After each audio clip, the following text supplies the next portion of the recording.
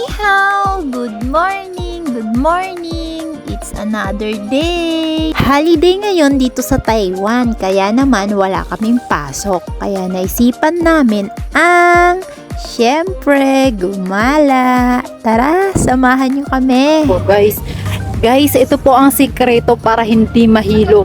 Number 1 tip, huwag kakalimutan magdala ng inhaler. Kading ko! Ay, ang gaganda naman ng mga to. Pero nag-a-addict. Pero nag-hits. Goods ba yan? Goods? Let's go na guys! Papunta na tayo! Bali nag-rent lang kami ng van. Bali 500 NT per head, 9 person po. Bali 9 kaming pupunta doon. Kasama ko ang aking mga ka-work or ka-line. Karamihan po sa amin, ganito ang ginagawa pagka walang pasok or holiday dito, namamasyal. Ito lamang yung tanging paraan para kahit papano ay makapag-relax naman kami. Kasi syempre pagod kami sa trabaho, araw-araw, minsan lang kami makapag-relax. Kaya pagbigyan nyo na kami guys. Ayan, nakita nyo ang 101. Medyo malayo kasi ang biyahe, kaya mas minabuti namin na mag-rent na lang ng van for convenient. Ang biyahe po natin ay around 1 hour and 30 minutes, pero pag nag-commute po tayo, aabutin po ng ilang oras. So, mas matagal, kaya mas magandang mag-rent na lang po kayo ng van instead na mag-commute para mas mabilis at convenient ang biyahe. Habang sa biyahe nga, nagutom na ang aking mga kasama at lumafang na nga sila. Kain po tayo!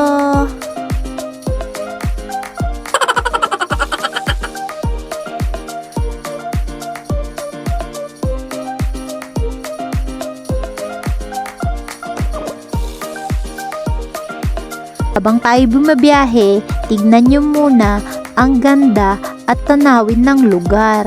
Ang ganda, diba guys? Napaka-calming. Ito yung maganda pag bumabiyahe kasi makikita mo yung ganda ng tanawin.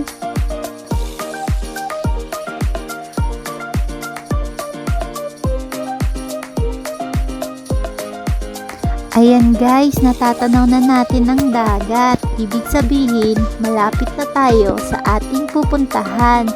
Diba? Nakikita nyo ba yan guys? Ang ganda. Ito yung maganda sa lugar na to. Madami kang mapupuntahan at mapapasyalan. Naalala ko tuloy nung bata ako, pangarap ko dati ang maligo sa swimming pool o kaya sa dagat.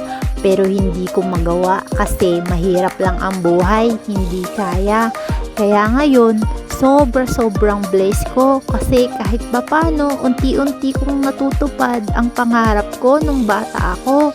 Dati pangarap ko lang to, pero ngayon, eto na! Drama yarn o back tayo sa vlog. Ayan, dumaan kami sa PX Mart para mamili ng makakain at tubig. Malapit lang ito doon, nasa side lang siya ng resort at malapit na tayo. Iikot lang tayo, then doon na tayo pupunta.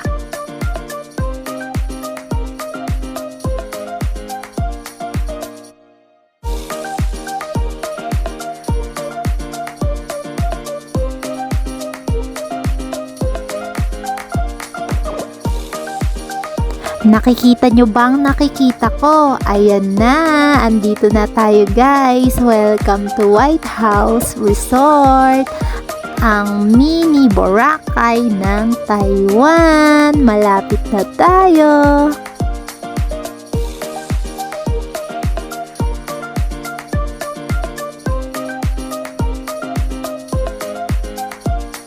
Andito na tayo guys! Welcome to White House Beach in Taiwan! Ayan, magbabayad na tayo para sa entrance fee for only 300 NT.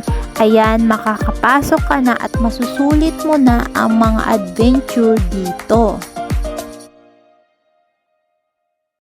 Kailangan mong ikabit itong wristband para makapasok at makalabas ka sa loob ng resort. Ayan, mag-start na tayo sa ating exciting part. Kainan na! Pagkadating namin, wala na kaming sinayang na oras. Kumain na agad kami para kahit paano may lakas kami para mamaya. Kain po tayo!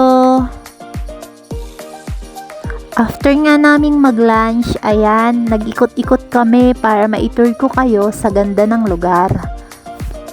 Ito yung maganda sa place na to. May pool na, may dagat pa. Ayan, pagmasdan nyo po yung ganda ng lugar.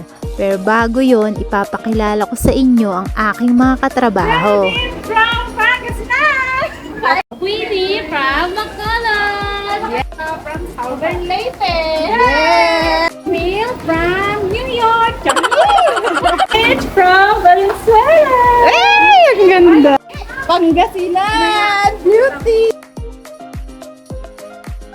Entrance pa lang, makikita mo na agad ang ganda ng tanawin. Matatanaw mo agad ang dagat. At syempre, hindi mawawala ang lugar kung saan pwede ka mag-picture. Ayan guys, di ba napaka-aesthetic at instagrammable ng lugar.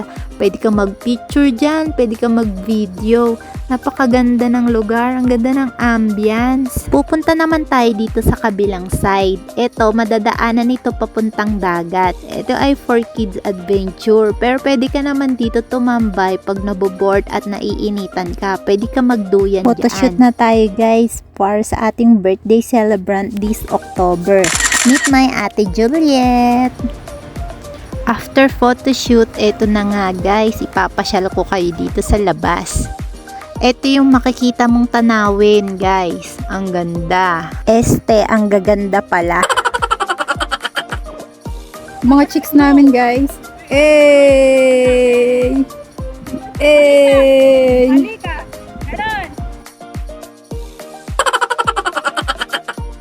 So, ito na ang pinakaaantay namin guys, ang matry itong banana boat na ito. For only 300 NT, mag-e-enjoy ka na guys.